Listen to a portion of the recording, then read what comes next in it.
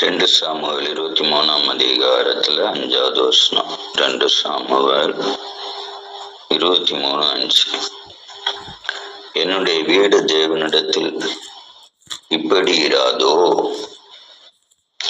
சகலமும் திட்டம் பண்ணப்பட்டிருக்கிற நிச்சயமான நித்திய உடன்படிக்கையை என்னுடன் அவர் செய்திருக்கிறார்.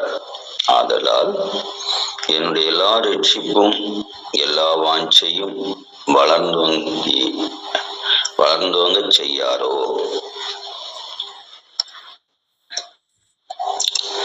இங்குள்ள இது தாவீதனுடைய என்ன, தாவீது ஆவியில நிறைந்த போது பேசின அவனுடைய 2வது வசனம். கர்த்தருடைய ஆவியானவர் என்னை கொண்டு பேசினார், அவருடைய வசனம் என்னுடைய நாவில் இருந்தது. அடுத்த தேவன் இஸ்ரவேலின் தேவனும் இஸ்ரவேலின் கன்மலையுமானவர் எனக்கு சொல்லி உரைத்ததாவது, நீதிபராகிய மனுஷரை ஆண்டு தெய்வ பயமாய் துரைத்தனம் பண்ணுகிறவர் இருப்பார். அவர் காலையில மாத்திரமல்ல, உதித்து மழைக்கு பிற்பாடு தன் காந்தியினாலே புல்லையும் பூமியில் இருந்து முளைக்க பண்ணுகிற சூரியனுடைய விடியற்கால வெளிச்சத்தின் போல இருப்பார் என்றார். இதை சொன்ன பிறகுதான் சொல்றாரு, எதை சொன்ன பிறகு, அதாவது இஸ்ரவேலின் தேவன் கண்மலையான் தேவனும் இஸ்ரவேலின் கண்மலையான் எனக்கு சொல்லி உரைத்த நீதிபராகிய மனுஷரை ஆண்டு என்ன சொல்லி இருக்கிறாரு? நீ நீதிபராகிய மனுஷரை ஆண்டு துரைத்தனம் பண்ணுகிறவர் இருப்பார். எங்க இருப்பார்? என் வீட்டுல. அதான் என்னுடைய வீடு தேவனிடத்தில் இப்படி இராதோ? எப்படி இருக்கணும்? நீதியான மனுஷனு மேல துரைத்தனம் பண்ணுகிற மக்கள் உள்ள வீடா இருக்கணும். அடுத்தது என்ன சொல்றாரு? அதிகாலையிலையும் உதித்து, அடுத்தது மழைக்கு பிற்பாடு தன் காந்தினாலே புல்லை முளைக்குப்பாய் இருக்கிற சூரியனுடைய விடியற்கால வெளிச்சத்தை போல இருப்பார் என்றார். அப்படின்னு சொன்னா, அதாவது புல்லு முளைக்கிறது எப்போ? விடிய காலம் அந்த முளைக்கும். அதாவது மழைக்கு பிறகும் விடியற் காலத்துலதான் புல்லு முளைக்கும். அப்போ முளைப்பிக்கிற அனுபவம் சொல்றது, புதுப்பிக்கிற அனுபவம் சொல்றது, உயிர்ப்பிக்கிற அனுபவம். அதாவது முளைத்தல் அப்படின்னாலே புதுப்பித்து உயிர்ப்பித்து செழிப்பாக்குகிற ஒரு அனுபவம் தான் அது அதிகாலை நேரத்துல. அப்போ என்னுடைய வீடு தேவனிடத்தில் இப்படி இராதோ? அப்ப ஒவ்வொரு நாளும் காலையில புதுமைகளை முளைப்பிக்கிற அந்த சூரியனுடைய காந்தி, அதுபோல மழைக்கு பிற்பாடு முளைப்பிக்கிற சூரியனுடைய காந்தி, அந்த காந்தின்னு சொல்றது அது ஒரு வகையான என்னது சக்தி. ஒரு வீட்டுல இருந்து என்ன வேணும்? என் வீடு இப்படி இராதோன்னு கேட்கிறாரு. எப்படி இருக்கணும்னு சொல்றாரு. ஒண்ணு, நீதியாய் ஆளுகிற வர்கள் எனக்கு வீட்டுக்குள்ள இருக்கணும், நீதியானவர்கள் வீட்டுல இருக்கணும். 2, காலை தோறும் உழைப்பிக்கிற, அதாவது புதிய அனுபவங்கள் காண்கிற ஒரு வீடா இருக்கணும். அதாவது ஆசை. சகலமும் திட்டம் பண்ணப்பட்டிருக்கு நிச்சயமான நித்திய உடன்படிக்கை. நீ என்ன சொல்றன்னா, என் வீடு உடன்படிக்கையின் வீடா இருக்கணும். அடுத்து என்ன சொல்ற? அதால என்னுடைய எல்லா ரட்சிப்பும் என் வாஞ்சையும் வளர்ந்தோங்க செய்யாரோ? அப்ப இந்த இடத்துல என்ன பார்க்கிறோம்? மன விருப்பங்கள், ஆசைகள் எல்லாத்தையும் வளர்ந்தவங்க செய்யணும். அதாவது ஒரு வீடு அப்படின்னு சொல்லும் போது நம்ம எல்லாரும் என்ன நினைக்கிறோம்? 4 சுவரு, 4 ரூமு, 5 கதவு, 7 கட்டளை, 5 கதவு, 7 ஜன்னல், முன் வாசல், பின் வாசல், சைடு வாசல், இப்படி எல்லாம் இருக்கிறது வீடு அப்படின்னு நினைக்கிறோம். அந்த வீடு தான் அவர் சொல்றாரு. அந்த வீடுன்னு சொல்லும் போது வீட்டை யாரும், இந்த கட்டடத்தை யாரு சொல்லுவாங்க? இப்ப வீடுன்னு சொன்னா இது யாரு வீடு? இன்னார் வீடு. அப்ப அப்ப அந்த வீடு அப்படிப்பட்டது நீதியால் நிறைந்த வீடு. அங்க உள்ளவங்க தப்பு செய்ய மாட்டாங்க. இப்ப ஒரு ஆளு ஒரு வீட்டை பற்றி சொன்னாலே அந்த வீட்டுல உள்ளவங்களுக்கு பேரை தான் சொல்லுவாங்களே தவிர வேற யாரையும் சொல்ல மாட்டாங்க. அப்ப வீடு எப்படிப்பட்ட வீடா இருக்கு? அது நீதியின் வீடு. இல்ல அடுத்தது என்ன சொல்லுவாங்க? அது அதாவது ஆசீர்வாதம், டெய்லி ஒரு புதிய நன்மைகளை காணும் வீடு. அடுத்தது எப்படிப்பட்டதா இருக்கு? தேவனுடைய உடன்படிக்கைய என்னது பெற்ற வீடு. அதனால அங்க இருக்கிறவங்களுடைய ரட்சிப்பும் சரி, அவங்களுடைய வாஞ்சியும் சரி என்ன செய்யும்? என்னைக்கும், அதாவது அந்த வீட்டுக்குள்ள இருக்கிறவனுக்கு எந்த விதத்திலையும் எந்த குறையும் இல்லாத வீடு. அப்ப இந்த அனுபவம் எனக்கு வேணும்னு சொல்லிதான் அதே நேரத்துல கீழே சொல்றாரு, இது பேலியாளின் மக்களுக்கு இருக்காது அப்படின்னு திட்டமா சொல்லிட்டு வர்றாரு. அவங்க ஒரு முள்ளை போலப்பட்டவங்க. ஒரு முள்ளை யாரும் கை கொண்டு தொட மாட்டான், ஆயுதம் கொண்டுதான் தொடுவான்.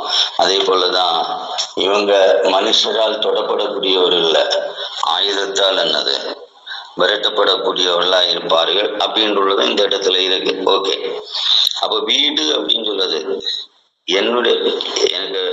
என்னுடைய வீடு தேவனிடத்தில் இப்படி இராதோ, அதான் கேள்விதான். இப்படி இருக்கணும். எப்படி இருக்கணும்?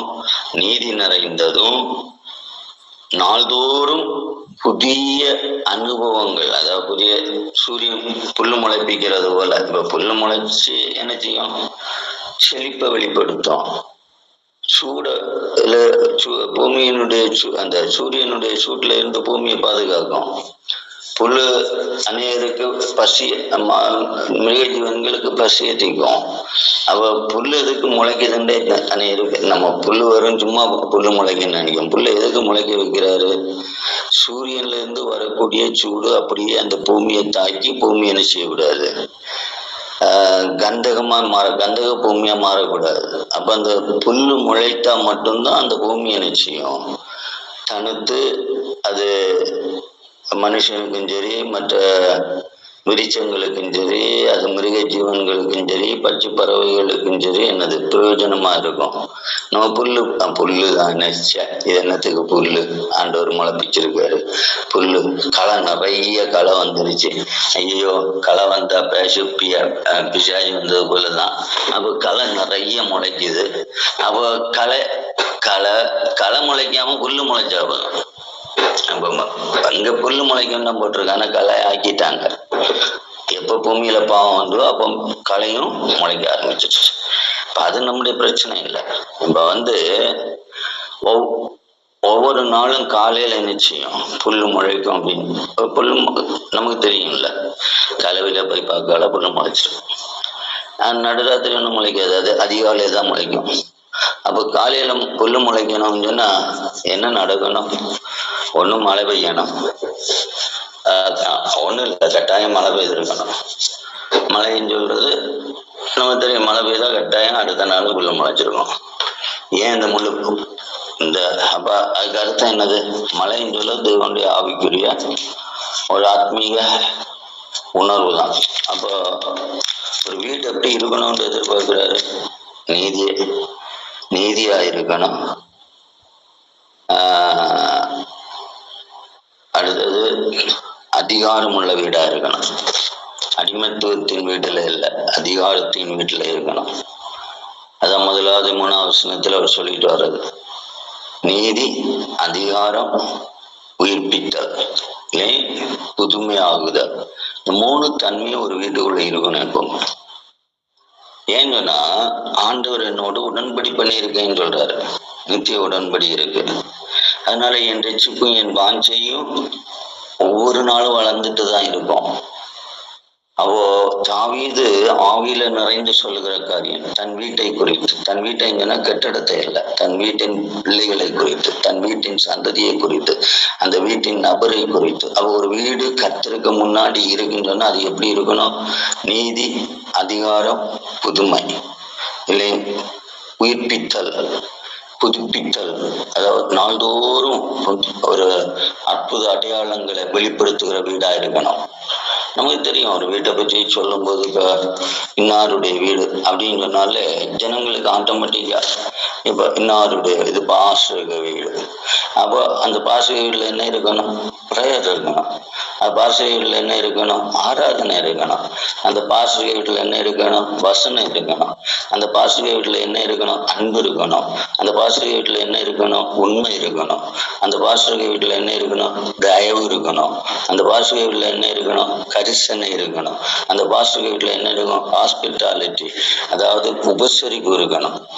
ஒரு வீடு அப்படின்னு சொன்ன உடனே வீட்டுல உள்ள கட்டிடத்தை கட்டிடம் யாருக்கு சொந்தமோ அந்த ஆளு எப்படிப்பட்டவன் என்றுதான் அந்த வீடு ரிஃப்ளெக்ட் பண்ணிக்கிட்டே இருக்கும். ஒரு பாஸ்டர் வீட்டுல இவ்வளவு இருக்கணும். நம்ம இப்ப ஒரு பாஸ்டர் வீடுன்னு சொன்ன உடனே நான் நல்லா பெயிண்ட் அடிச்சிருக்கேன், நான் நல்ல கதவு போட்டிருக்கேன், நான் தகவல் கதவு போட்டிருக்கேன், நான் இரும்புல கதவு போட்டிருக்கேன், நான் அப்படி போட்டிருக்கேன் இப்படி போட்டிருக்கேன்னு சொல்லதெல்லாம் அங்க யாரும் பாக்குறது? வீடு அப்படின்னா பாஸ்டர் வீடா? பிரேயர் இருக்கா? வேதம் இருக்கா? ஆராதனை இருக்கா? உண்மை இருக்கா? அன்பு இருக்கா? உபசரிப்பு இருக்கா?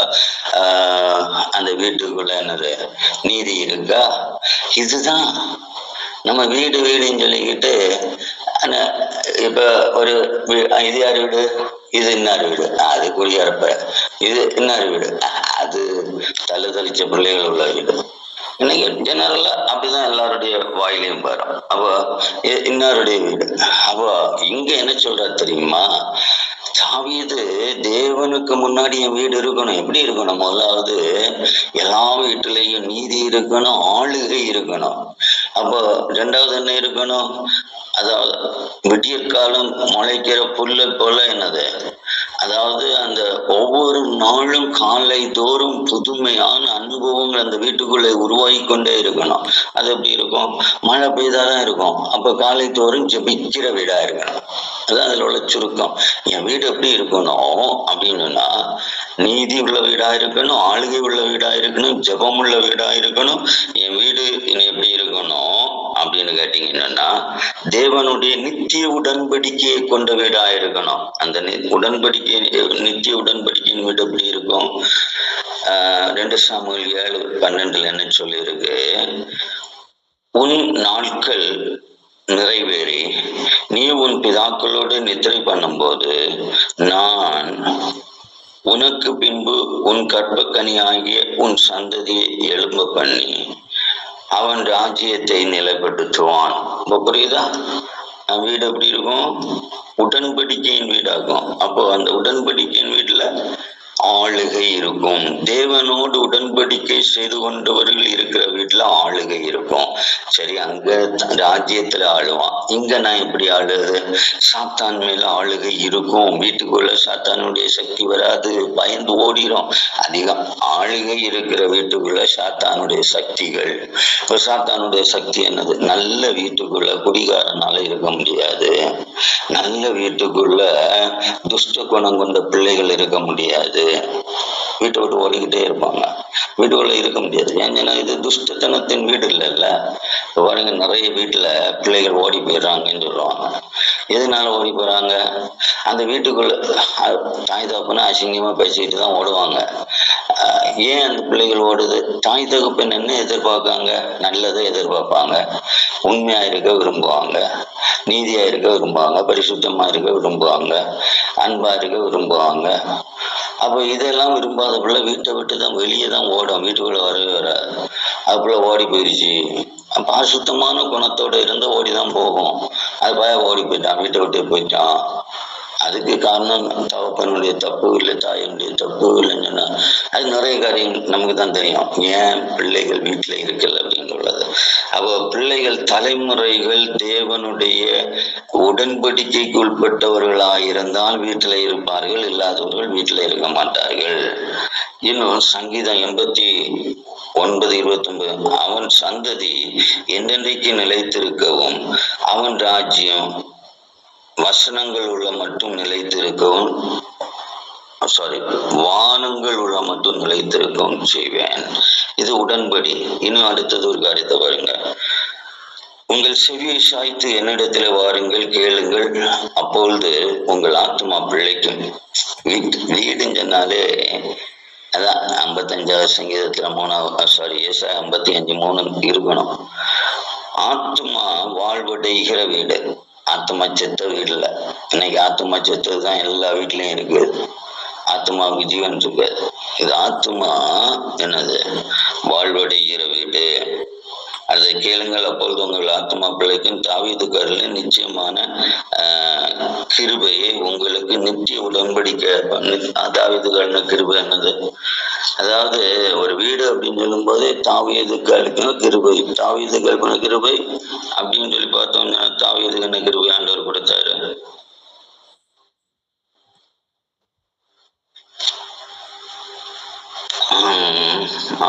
தாவீதுக்காரர்களே கிருபை.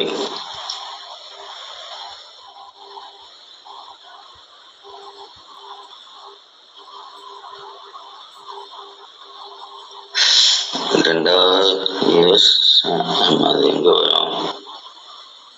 அது நிறைய வசனம். 2 சாமுவேல் 20 தாவீதுக்காரன கிருபை அங்கதான். அதாவது நம்ம ஏற்கனவே 2 சாமுவேல் 7ஆம் அதிகாரத்தில் நிறைய வாசித்துட்டே போனோம். அதெல்லாம் தாவீதுக்காரர்களே கிருபை.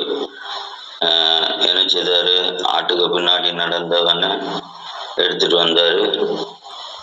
அடுத்தது நீ போன இடம்லாம் சத்ருவுக்கு மேல ஜெயம் கொடுத்தாரு. அடுத்தது என்ன செய்தாரு? இஸ்ரவேலுக்கு ஒரு இடத்தை ஏற்படுத்தி அவரு, அதாவது அரண்மனை உருவாக்கினாரு.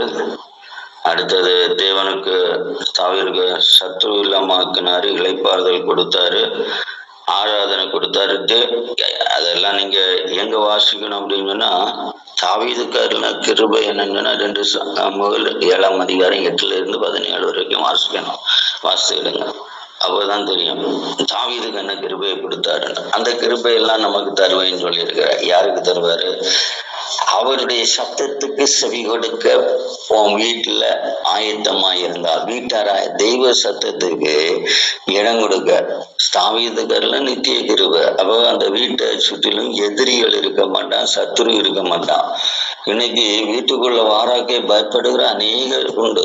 ஏன்னா வீட்டுக்கு வந்தாச்சுன்னா எதிரியும் சத்துருவும் நோயும் பிரச்சனையும் கடமும் கஷ்டமும் தவிப்பும் எல்லா இடத்துலயும் இருக்கும்.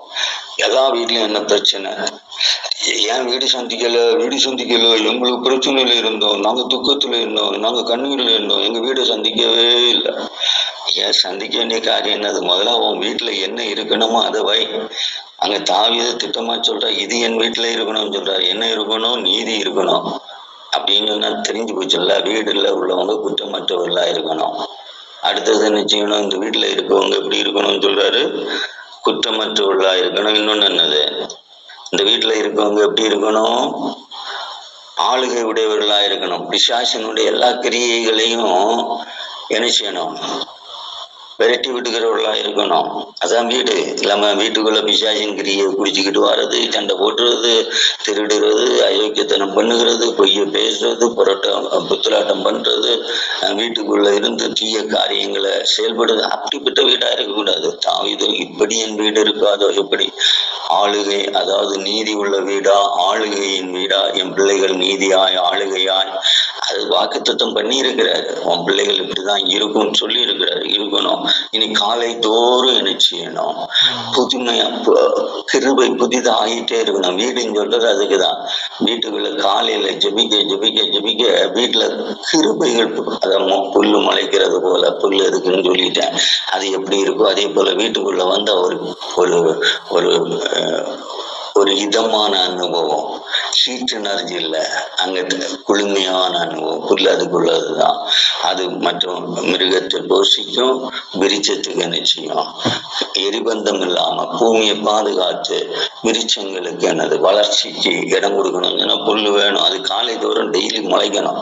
அது கொஞ்ச நாள் முளைக்கலைன்னா நமக்கு தெரியும் பூமி எப்படி வறண்டு கிடக்கும்னு தெரியும். பூமி வறண்டாச்சுன்னா மரஞ்செடியில இருக்கக்கூடிய எல்லா இலையும் உதிர்ந்து போறது நமக்கு தெரியும். எல்லாமே என்னது? எரிபந்தமா கரிஞ்சு போகிற ஒரு அனுபவம் இருக்கும். அதை நிறுத்துகிறது இந்த புல்லுக்கு வேலைதான். அது என்ன? அதை ஏன் காலை தோறும் புல்ல முளைக்க பண்ணிக்கிட்டே இருக்காருன்னா, அந்த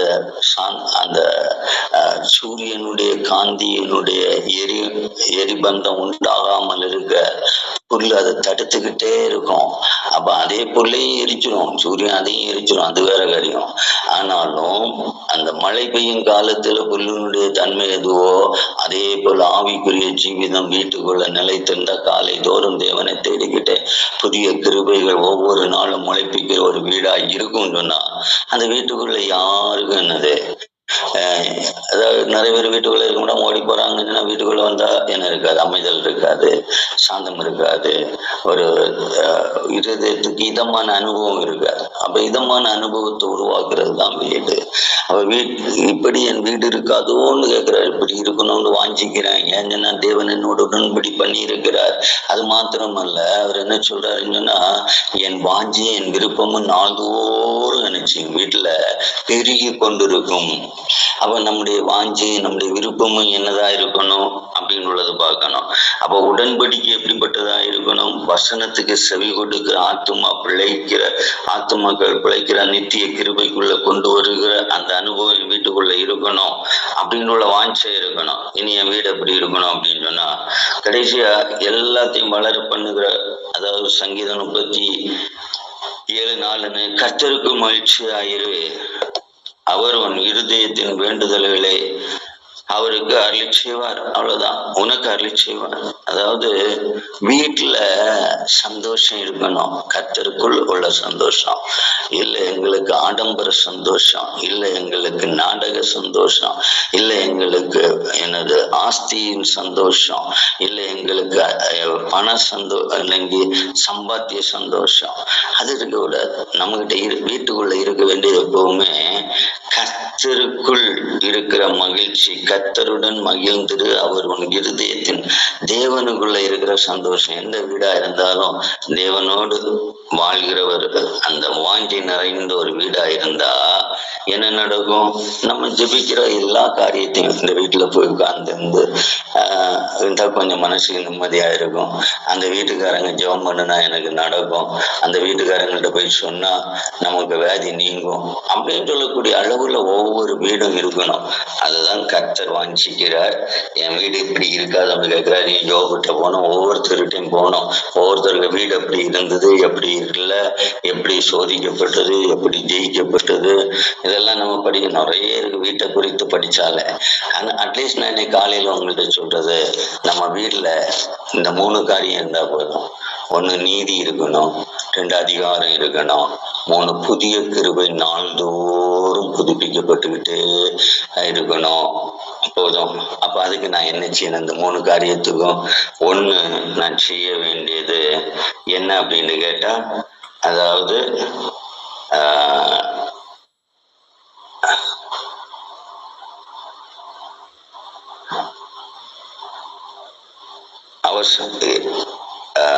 அவருடைய சத்தத்துக்கு செவி கொடுக்கிற, அவன் சந்ததி என்றென்றைக்கு நிலைத்திருக்கும், அவன் ராஜ்யபாரம். அதனுடைய அந்த ஏசாயா 55:3 இருக்கணும். அவருடைய வசனத்துக்கு கேட்டு ஆத்துமா பிழைக்கிற ஒரு தன்மை, ஆத்துமா உயிர்ப்பிக்கிற ஒரு தன்மை இருக்கணும். நித்திய உடன்படியில் பங்குள்ளவர்களா இருக்கணும். அதுதான் ஆண்டவர் விரும்புகிற, வேற ஒன்றும் இல்லை. அதேதான் ஒரு வீட்டுல 3 காரியம் இருக்கணும்னு சொன்னேன். நீதி இருக்கணும், ஆளுகை இருக்கணும். நீதி எதுக்கு வேணும்? குற்றமற்றவர்களா இருந்தாதான், நீதி இருந்தாதான். ஆளுகை இருந்தா சாத்தான் வரமாட்டான், வியாதி வராது, தரித்திரம் வராது, கஷ்டம் வராது, பஞ்சம் வராது, பட்டினி வராது, உபத்திரம் வராது, எதிரி வராது. அப்ப இது எல்லாத்துலயும் ஆளுகை வேணும். அது யாருடைய ஆளுகை? தேவனுடைய ஆளுகை என் வீட்டுக்குள்ள இருக்கணும். குற்றமற்றவர்களா நான் இருக்கணும். நாள்தோறும் எப்படி மழை பெய்யுதோ, சூரியன் உதிக்க நேரத்தில் புல் முளைக்கிறோம், அது போல காலை தோறும் கத்தட்ட காத்திருந்து புதிய கிருபைகளை பெற்றுக்கொண்டே இருக்கிறவங்க தான் வீடு. அதுதான் நான் வாஞ்சிக்கிற வீடு அப்படின்னு சொல்லிட்டு திட்டமா சொல்றாரு. அந்த வீட்டுல அவருடைய நித்திய உடன்படி இருக்கணும். அது போல ரட்சிப்பும் வாஞ்சைகளுடைய வளர்ச்சியும் இருக்கணும். என்னென்ன விரும்புகிறீர்களோ அதெல்லாம் கிடைக்கணும். இதெல்லாம் தான் ஒரு வீட்டை குறித்து தாவீதை சொல்றது. அப்ப அப்படி வரணும்னு சொன்னா என்ன செய்யணும்? வசனத்துக்கு செவிசாய்க்கிற மக்களா இருக்கணும். அதுதான் 1. 2வது என்ன செய்ய வேண்டியவர்களா இருக்கிறோம்? வசனத்துக்கு செவிசாய்க்கிறவர்களா இருக்கணும். 2வது 61வது சங்கீதத்தின் 61:8 கர்த்தராகிய நான் நீதியை விரும்பி கொள்ளை பொருட்களால் இடப்பட்டதா தகன பலியை வெறுக்கிறேன், நான் எல்லாமே இந்த நீதி எல்லாம் போதிச்சாரு. இனி அதெல்லாம் வேண்டாம், சொல்லப்பட்ட போதும். வசனத்துக்கு செவி கொடுத்து கர்த்தருடைய சத்தத்துக்கு நம்ம ஒப்பு கொடுக்கிற மக்களை பெற்றிருந்தால், வீட்டில் இருந்தால், நிச்சயமா தெய்வ நீதி நமக்குள்ள இருக்கும். அந்த தெய்வ நீதி உள்ள வீடு ஆளுகை உள்ள வீடா இருக்கும். அங்க எந்த தரித்திரமும் இருக்காது. தெய்வ நீதி உள்ள வீட்டுல காலைதோறும் கிருபை புதுப்பிக்கப்பட்டு கொண்டிருக்கும். அப்படிப்பட்ட வீடாய் கர்த்தர் என்னையும் நம்மையும் மாற்ற சொல்லி